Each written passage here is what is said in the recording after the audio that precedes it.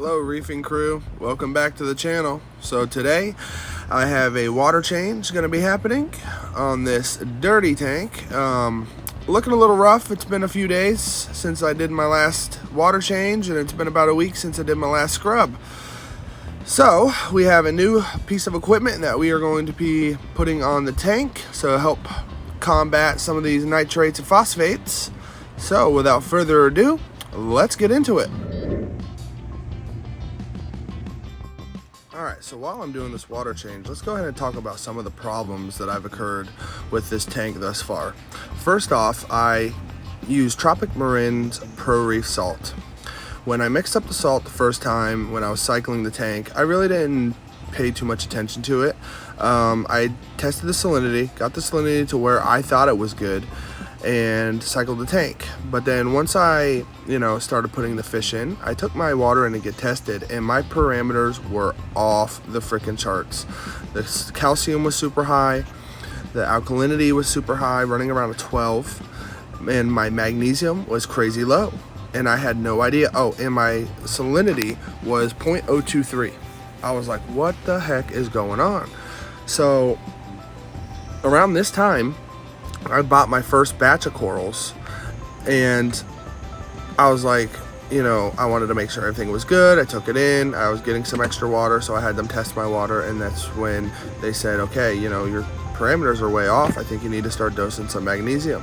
So I'm like, okay, fine. So I got some magnesium, started dosing that. I'm supposed to do around 5 mils a day. At the current moment, I'm dosing about 1.5 mils twice a day, so around 3 mils total. So on top of that, once I started doing that, everything started really turning around. My Montipora digitata, contraband digitata that I got from Worldwide Corals, it really started flourishing. I did have a Langsai Monty Cap that melted within 24 hours of putting it into my tank. I have never seen something like it in my life, but my LFS said that it was definitely probably the magnesium being too high and all the other parameters being too low, and seeing how it was a new tank. So I said, okay, fine. I chalked it up as a loss. I really hate that. It bothers me so much. So the next problem I'm having is the temperature. It swings so drastically, like 2 or 3 degrees in a day, sometimes within a couple hours, because where I have the tank located. It is right to the left side of my door as you're leaving my house. And if my sons leave the door open for any length of time, it just heats the tank up, So those are my 2 biggest problems at the moment. Other than that, everything's pretty good.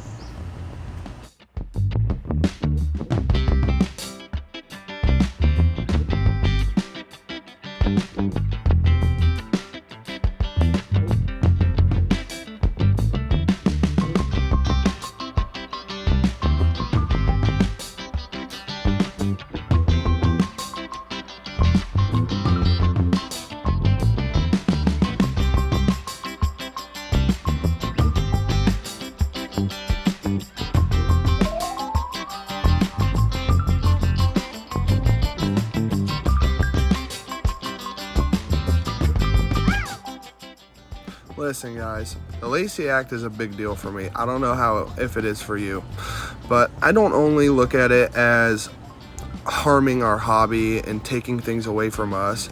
I look at it as taking things away from our youth, taking things away from our researchers, which I hope to be one day, and not allowing them to do the testing and evaluate the corals the way they need to be able to help better the hobby, and in return help better the oceans.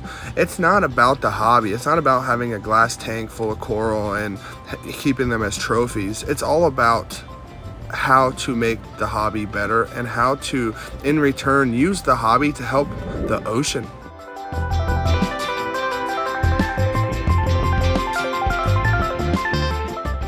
Okay, so I want to go ahead and talk protein skimmer that I'm going to be putting on this little Manta Reef tank. I do about 2 water changes a week. Every couple days I'll do a water change. I feed pretty heavy. I like to feed the corals every other day, and I like to feed the fish about every day. But I target feed them. I have a pair of tongs that I use to, clean the tank. You've seen them in the beginning, and I use flakes. I feed them flakes directly. They absolutely love it. They eat right out of the tongs. It's great. So just to combat a little bit more of the nitrates and the phosphates, we're gonna go ahead and introduce a protein skimmer. This guy got it off of Amazon. I think it was like maybe 40 bucks, but I had a 20% coupon, so I got a pretty good deal on it. Let's go ahead and open it up. It comes with some hose, a check valve, the attachment pieces for the back of the tank, and then the protein skimmer itself. I think it's actually absolutely awesome. It's got the little elbow down here at the bottom that detaches. I don't really like how loose it is, but we're gonna run with it and see what happens. It's only pushing air. So the reason why I chose this particular protein skimmer is it has a cup. Now, a lot of the nano protein skimmers have cups that are relatively small. I don't want it sticking out of the tank 4 or 5 inches or anything. I was hoping I can get away with this. Even if I had to, I think I could probably cut this down a little bit to get it to be, somewhere in that vicinity if I had to. But I think the height of this compared to the tank is going to be perfect. And it has a collection cup. A lot of the other ones didn't like the reef glass, which I really liked the reef glass. I was going to get the reef glass, but you had to attach a separate bottle to catch all of the skim aid. This one, cool little collection cup, and slides right on. Fits pretty snugly, so it's not going to come off. The only thing that I worry about is that right there, the little elbow. Can I have that back, buddy? Thank you, sir. I don't know if I can get this to stay on nice and tight. I mean, it stays on pretty tight once you push it on, I guess. Yeah, that's pretty cool, huh? What's that? This is a wood air stone. I'm gonna see how they work. I've never used a wood air stone. I did use a lot of air stones in my freshwater tank, so I think I made enough room back in my chamber. Okay, buddy, if you could just give me 1 minute to finish this section, I will get your mac and cheese. Thank you, buddy. The fish are right there. Yep, they're right there, just hanging out. These are corals are right there. Yeah, And those these are corals. new corals. Those are new corals. You love the corals? And flame one. Yeah, you like that one? That one is really cool. It looks like a flame? Yeah. I know, I wish it was a When little... it grow up, it would do like a flame. Yeah, I wish it was a little brighter, but it's not very bright right now. That's the one that the stupid people put in the refrigerator. Yeah. Yeah, not very smart, are they? And this one was cool. Yeah, the green one. I love that green one. It's super bright. And this is green. And fish are right there. Yep, they are right there. Just Why hanging don't out. we eat Just chilling. them? They're sitting there fifthing. And what? That was that. Yep, him's just shaking. That was right there. Okay, buddy, let me finish this real quick, and then we'll Okay. go ahead and get you some mac and cheese.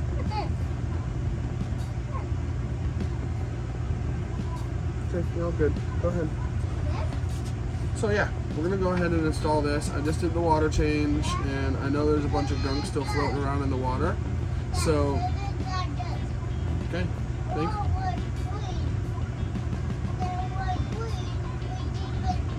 That's right. We do feed them. Yep, we do feed them when they're hungry. Yes, sir.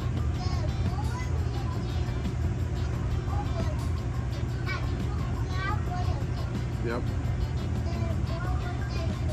That's right.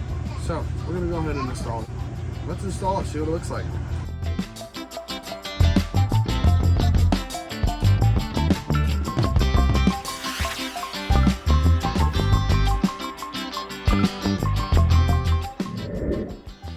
I stupidly did not check the salinity of the water before I started adding it. So here I am frantically running around trying to check the salinity as I already added about a gallon back to the tank. I feel like such an idiot, losing my mind right now, going, oh my gosh, what did I do? What did I do? What did I do? So, yeah, it was around 0.30, and I normally run it around 1.025. So, I mean, it's pretty high. My tank always is 0.025 to 0.026 max. Like, I run it on the higher side of 0.025, but I was freaking out over that. Like, if I just add complete salt to my tank, it would just ruin everything. So, yeah, that's what's going on right now.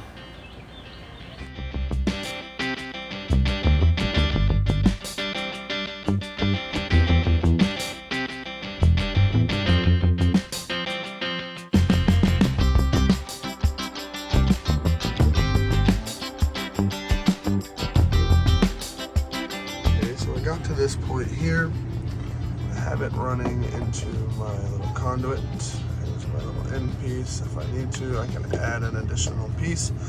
So I have it running down, and it is now attached to this.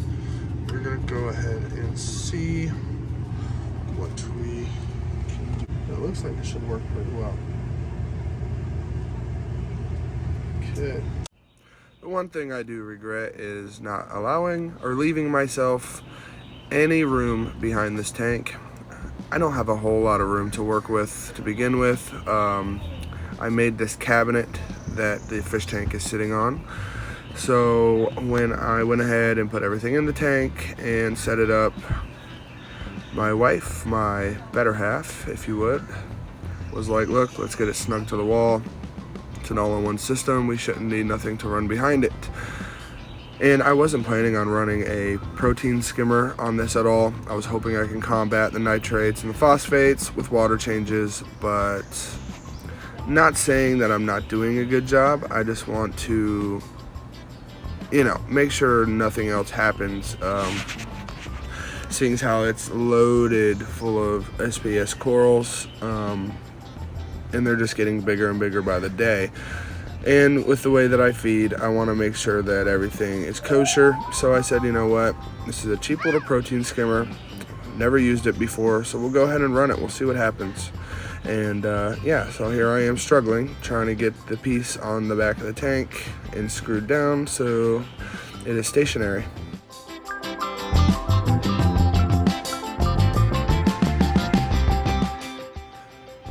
So here we are after a couple minutes of being plugged in. I'm sure it's going to take a little while for the wood stone to get broken in. Normal protein skimmers take up to a week or two, I believe.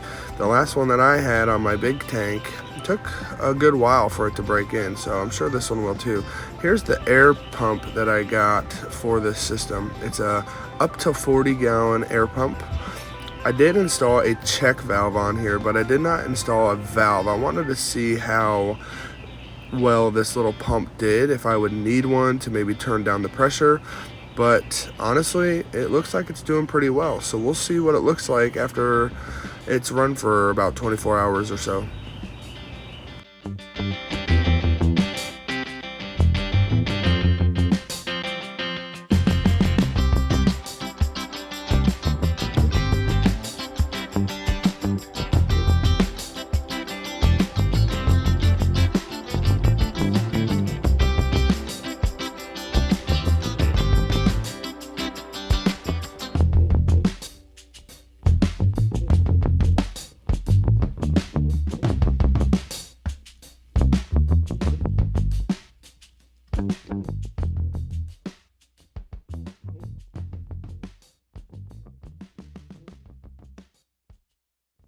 So the protein skimmer looks pretty good. Livestock looking pretty good. Tank looks super clean. Day 2 we have some issues. So I moved my heater from there to there, and I wake up this morning to this 82.6. I'm not understanding what's going on. My 2 corals, the 2 millis, the one to the left, it doesn't normally close up, but the one to the right is my acid trip milli, and it is definitely closed up, and I'm sure it's due to high temperature. The normal temperature of my tank is around 79.8, but we'll have to see what happens.